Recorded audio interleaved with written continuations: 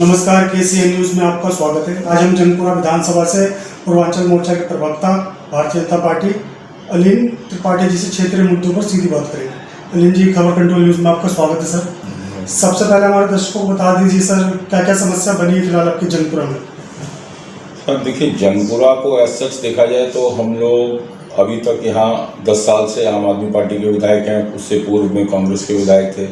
लेकिन दुख की बात है कि दिल्ली, हिंदुस्तान का दिल है दिल्ली और दिल्ली का दिल है जंगपुरा। उसके अंदर भी हम नेहरू नगर में जाते हैं तो हमारे पास लोगों के घर में टोटी नहीं है। महिलाएं पानी भर भर के रोड से लाती हैं, सर पे पानी पीपा रख के। ये बड़े दुख की बात है कि हम दिल्ली में, जहाँ वो कहते थे साफ पानी देंगे, यहाँ पानी है ही नहीं, टोटी नहीं है। तो हमें इस बारे में विचार करना है कि कैसे नेहरू नगर जैसे क्षेत्र में हर घर में टोटी पहुँचाई जाए। सबसे बड़ा समस्या तो ये है, इस पर टारगेट होना चाहिए। जो मौजूदा विधायक इन समस्याओं को लेकर जागरूक नहीं है सर? साहब, अगर जागरूक होते 10 साल की विधायकी में अगर हम नलका नहीं लगवा पाए तो सोचने की बात है। 15 साल कांग्रेस ने रूल किया, वो एक घर में टोटी नहीं दे पाए, तो इससे दुखद कुछ नहीं हो सकता जब हम दिल्ली में रहते हैं। इतना तो आज गांव-गांव में पानी पहुंच गया है और आज हम दिल्ली के दिल में बैठ के जंगपुरा में, और हमारे पास पानी नहीं है। लोगों के पास, महिलाएं पानी ऊपर से भर के, गंदा पानी भर के ला रही हैं। हर झुग्गी में आदमी बिस्लरी की बोतल खरीद के पानी पीता है। कितने दुख की बात है। तो हम पानी क्यों नहीं दे पा रहे हैं? तो सबसे पहली चीज, घर घर में टोटी होनी चाहिए। बिल्कुल, घर घर में टोटी नहीं है सर यहाँ पे। बिल्कुल नहीं है। दूसरी बात, हमारे यहाँ से बहुत सारे क्लस्टर्स डूसिप के रहते हुए against the policies, against the rules, उनको हटा दिया गया। बहलौलपुर खादर ले लीजिए, ये सुंदर नर्सरी ले लीजिए। रिहैबिलिटेशन के बगैर ये क्लस्टर्स को हटाना कहाँ का न्याय है? हम किस युग में रह रहे हैं? हमारी सारी न्याय व्यवस्था में ये कहा गया है, मशीनरीज बनाई गई हैं, दूसरी एक बॉडी बनाई गई है, Delhi urban shelter improvement board. उसका काम है कि किसी भी क्लस्टर को हटाना है, किसी को भी जगह की जरूरत है तो आप पहले उनको रिहैबिलिटेशन करोगे तब हटाओगे। यहाँ बिना सुनवाई के, बिना नोटिस के जिनको बैजेस मिले हैं उनको भी उठा के रौंद दिया जाता है। तो क्या ये दिल्ली सरकार की उपलब्धि कहलाएगी? इसकी जिम्मेवारी ले रही है दिल्ली सरकार? कोई नहीं लेता है। कोई गरीब आदमी की सुनवाई नहीं है। तो यही सुनवाई के लिए लड़ाई मैं लड़ रहा हूँ। मैं इन क्लस्टर्स की लड़ाई लड़ रहा हूँ कि इन लोगों को सुव्यवस्थित होना चाहिए। मैं देख रहा हूँ सर, आपके क्षेत्र में पूरी की पूरी सड़कें टूटी फूटी पड़ी हुई है सर। मौजूदा विधायक को क्या फंड नहीं मिलता है या मन नहीं उसे करवाने का? अब देखिए, इतना बड़ा बजट है, प्रधानमंत्री सड़क योजना, मुख्यमंत्री सड़क योजना, और विधायक भी उसी सरकार का जो दिल्ली में राज कर रहा है, और उसके बाद भी अगर रोड नहीं बन पा रही है तो दुख की बात है।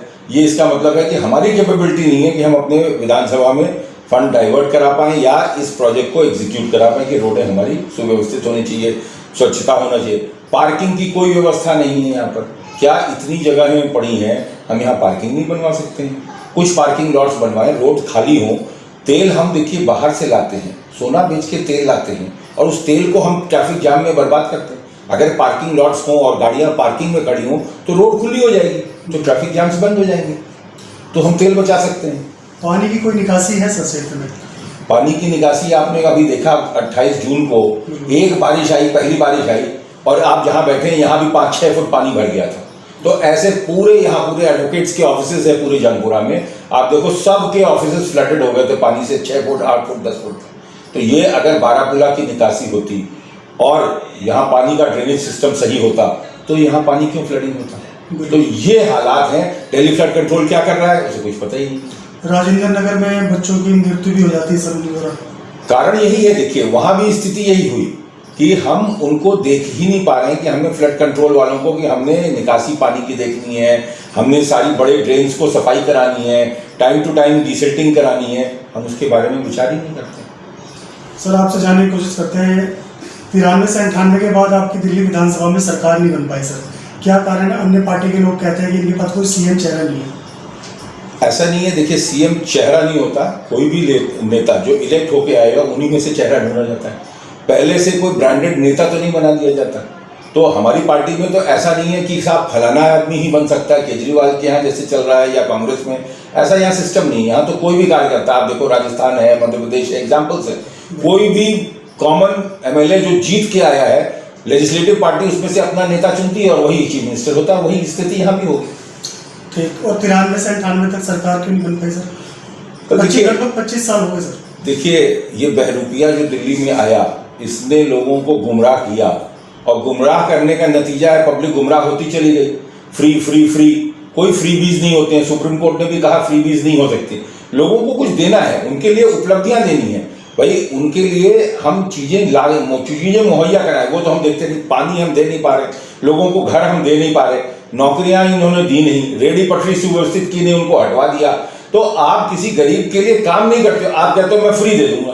फ्री देने से नहीं होगा, आप उनको बिजली दे नहीं पा रहे हो, पानी दे नहीं पा रहे हो। तो इन चीजों पे काम करो, इससे चीजें अच्छी बनेंगी और इससे जनता का भला होगा। और अगर इन चीजों पे अगर ये काम कर पाए होते तो अच्छा होता। आज हर झुग्गी में बिजली का बिल आ रहा है, हर झुग्गी में पानी नहीं, लोग पानी खरीद के पी रहे हैं, तो कोई फ्री नहीं मिल रहा है, ये दुनिया को पता चल गया है। और पता चल गया है तो अब ये किसी को घुमा नहीं पाएंगे। पब्लिक ने मन बना रखा है दिल्ली में और बदलाव होना है, तय है इस बात। पार्टी आपको क्षेत्र का प्रतिनिधित्व करने का मौका दे तो आप करोगे? बिल्कुल करूंगा। दावे से मैं पार्टी से निवेदन भी कर रहा हूं। मैं इतने साल से पार्टी से जुड़ा हूं, मैं समाज से जुड़ा हूं, समाज की सेवा करता हूं और मेरा फर्स्ट टारगेट है कि यहाँ पानी की व्यवस्था, जैसे मैंने बताई, रेडी पटरियों को सुव्यवस्थित करना, उनको जगह देना, जिनको हटा दिया गया है बिना नोटिस, जो से हमारे क्लस्टर्स हटा दिए गए हैं, उनको रिहैबिलिटेशन स्कीम दूसरी की लगा के और उनको जगह दिलवाना, उनको घर में बसाना, उनके घर को, और लोगों को भी, जैसे गोविंदपुरी में हमारे सरकार ने कॉम्प्लेक्स बनाया, ऐसा गवर्नमेंट आएगी हमारी तो हम लोग प्रयास करेंगे ऐसे कॉम्प्लेक्सेस बने जहां हमारे स्लम में रहने वाले भाई बहन वहां अच्छी जिंदगी जीने के लिए उनके पास व्यवस्था की जाए और उनको वहां बसाया जाए। सर, विजय गोयल जी ने कहा था जहाँ झुग्गी वहीं मकान, लेकिन कठपुतली कॉलोनी जो लगता है सर राजेंद्र नगर विधानसभा के अंतर्गत, वहाँ तो झुग्गी को हटा दिया गया पूरी तरह। लेकिन जो मकान बन रहे हैं वहां पर वो मकान उनको अलर्ट किए जाएंगे। तो ऐसा बिल्डर बना रहा है सर, इतना बड़े बड़े बिल्डिंग। नहीं, वो गवर्नमेंट के भी इसमें स्कीम्स हैं, अभी वो भी मिलेगा उनको। ऐसा नहीं है कि उनको हटा दिया जाएगा। और जहाँ झुग्गी वहाँ मकान की बात तो ठीक है, लेकिन हम तो ये कहना चाहते हैं कि रिहैबिलिटेट करो, कहीं भी करो। जिसको हटाओगे, अगर दूसरी वो लैंड से हमको हटाती है हमारे गरीब आदमी को, तो उसको एक मकान में शिफ्ट करके हटाएगी, उससे पहले नहीं हटाएगी। बिल्कुल। आपका जुड़ाव कब से हुआ भारतीय जनता पार्टी से? भारतीय जनता पार्टी से मैं बहुत पुराना जुड़ा हुआ हूँ। पहले पैसिव रोल में था, अपने लीडर्स के साथ काम करता था। सिरसा साहब के साथ काम करने का मिला, पंकज जैन के साथ काम करने का मौका मिला। महेश गिरी जी का चुनाव हमने अच्छे से कंडक्ट कराया, हर्ष मल्होत्रा जी के चुनाव में एक्टिवली लगा था मैं। लेकिन 2013 से मैंने डिमांड रखी है कि मैं फील्ड में आके काम करना चाहता हूँ। मैं पैसिव रूप में तो लोगों की समस्याओं को उठाता हूँ और उनके लिए काम करता हूँ, लेकिन अब मैं 2013 से प्रयासरत हूँ कि मौका एक बार पार्टी दे तो मैं जंगपुरा में बदलाव दिखना चाहिए और वो दिखेगा जब भारतीय जनता पार्टी की सरकार आएगी। और हमको अगर मौका दिया तो निश्चित रूप से गरीबों के लिए, कॉमन मैन के लिए, मिडिल क्लास के लिए, इनके लिए काम किए जाएंगे, इनको वो व्यवस्थाएं दी जाएंगी जो ये डिजर्व करते हैं। बिल्कुल। अंत में हमारे दर्शकों को क्या कहना चाहेंगे सर? सर, मैं तो यही कहूँगा कि आप लोग प्रयास करें, इस बार गुमराह ना हो और कमल का बटन दबाएं। मोदी जी के प्रेरणा से कोई भी कैंडिडेट जो आता है वो यहाँ आपकी सेवा करने के लिए आएगा।